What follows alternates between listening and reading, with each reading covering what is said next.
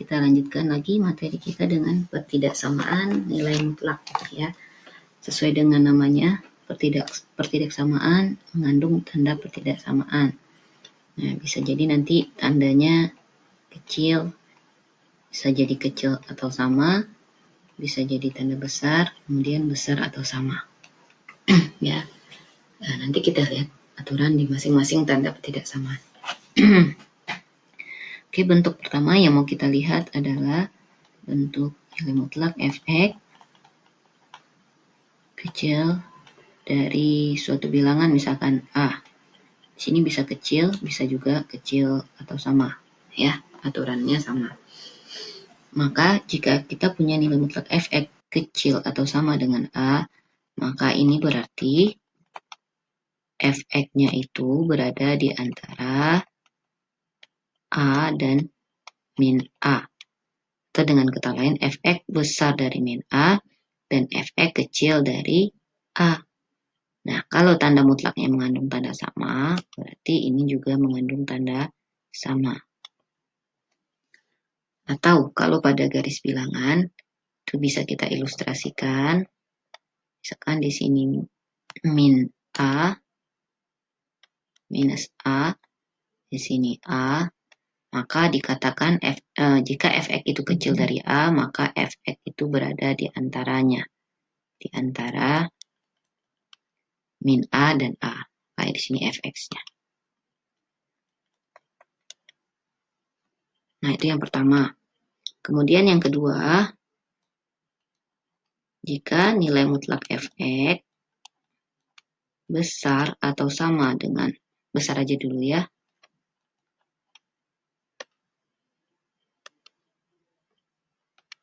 besar dari A, maka fx kita itu akan kecil dari A, atau juga bisa fx itu, bukan A ya, min A, maaf, fx kecil dari min A, atau juga fx itu bisa besar dari A. Nah, sama seperti yang di atas, kalau tanda besarnya mengandung sama, berarti di sini juga pakai sama, di sini juga pakai sama. Sama maksudnya itu berarti A-nya ikut ke dalam penyelesaian. Ya. Nah, ini kalau dalam garis bilangan,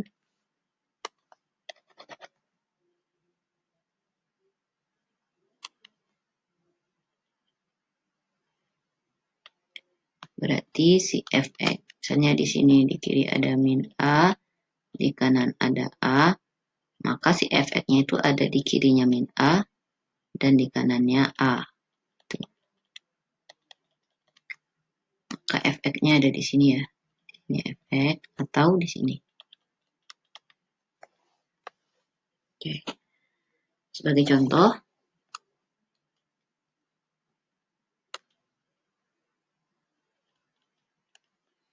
tentukan penyelesaian dari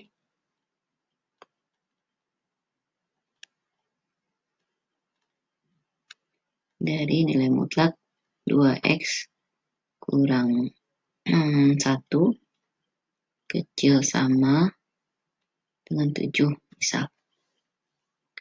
Maka kita lihat dulu tanda kalau dia kecil berarti dia berada di tengah-tengah ya.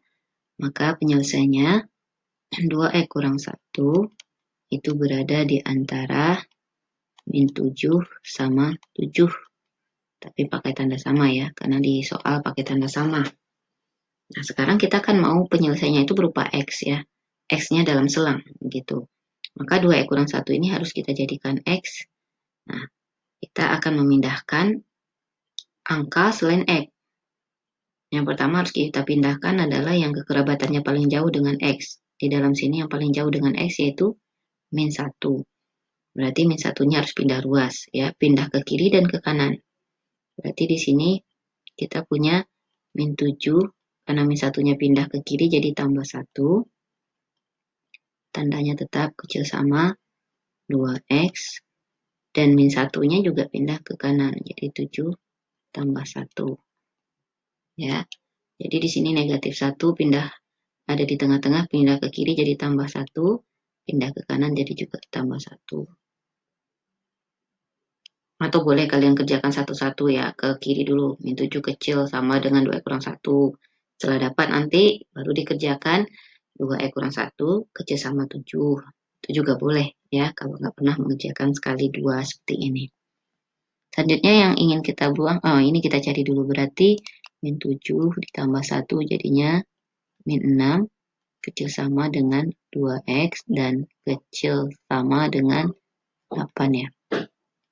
Sekarang kita maunya kan X, berarti duanya harus habis ya. Harus tewas duanya, harus tersingkir. Berarti harus diapain? Dikali 2, dibagi 2, ditambah 2, apa dikurang 2? Ayo, dibagi 2 ya. Berarti semua ruas dibagi 2. Jadinya min 6 bagi 2, min 3, kecil sama dengan 2x. 2x bagi 2 berarti jadi x, dan x kecil sama dengan 8/2 atau 4. Himpunan penyelesaiannya adalah X, di mana X-nya, di mana X-nya besar dari min 3 dan X-nya kecil dari 4. Itu untuk menyelesaikannya. Bisa kita, ini caranya, ini namanya menggunakan definisi.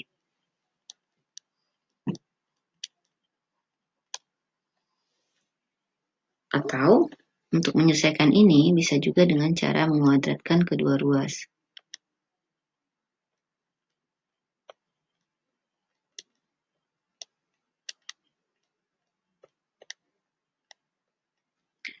Nah, cara menguadratkan kedua ruas, Ibu harap di SMP kalian sudah belajar pertidaksamaan kuadrat ya.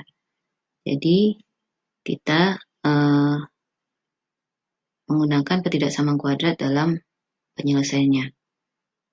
Jadi karena kedua ruas di soal kita ini karena dia bilangan dalam tanda mutlak, ini pasti positif, ini juga pasti positif ya, maka kita bisa gunakan cara menguadratkan kedua ruas. Berarti nanti Bu, kalau ada yang negatif nggak bisa pakai cara menguadratkan kedua ruas? Tidak bisa. Jawabannya untuk sementara tidak bisa. Oke, sekarang kita gunakan cara menguadratkan kedua ruas. Berarti di kiri 2x kurang 1 kuadrat kecil sama, tandanya tetap ya, kecil sama dengan 7 kuadrat. Oke, 2x kurang 1 kuadrat jadi apa? 4x kuadrat dikurang 4x ditambah 1 ya, penjabarannya kecil sama dengan 49. Selanjutnya 4x kuadrat dikurang 4x, 49-nya pindah jadi di minus 48 ya. Kecil sama dengan 0. Iya benar, 48-nya udah pindah. Lantas biar sederhana semuanya kita bagi dengan 4, bisa ya. Bagi 4 jadinya x kuadrat kurang x kurang 48 bagi 4, 12, itu kecil sama dengan 0. Dari sini kita dapat x min 4 dan x plus 3 kecil sama dengan 0. Dari sini pembuat nolnya adalah 4. Dari sini pembuat nolnya adalah min 3. Nah, kalau dalam garis bilangan sama. Kalau tanda kecil berarti dia ada di tengah-tengah. Kalau tandanya besar berarti dia ada di luar. Sama seperti nilai mutlak tadi ya. Tanda kecil dia ada di tengah, kalau tanda besar dia ada di luar. Tapi catatan selama nilai A-nya positif ya. A-nya di sini 1 kan. A-nya 1 berarti berlaku kecil di tengah, besar di luar. Bu, kalau A-nya negatif gimana? Nah, itu sebaliknya. Ya, berlaku sebaliknya. Tapi sebaiknya kalau ketemu A yang negatif, misalkan ketemu persamaan min x kuadrat tambah 4x kurang 5 besar sama dengan 0. Misalnya ketemu seperti ini, tinggal dipositifkan saja. Berarti x kuadrat kurang 4x tambah 5, sama-sama dibagi min 1 nih ya. Tanda berganti menjadi kurang. Karena kalau membagi dengan negatif, tanda ketidaksamaan berubah. Ini contoh ya, kalau ketemu negatif dipositifkan saja.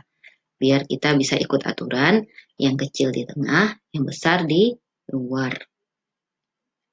Oke, gua hapus lagi. Jadi kalau tidak nyimak video nih nggak tahu nih ada sesuatu di dalam tadi.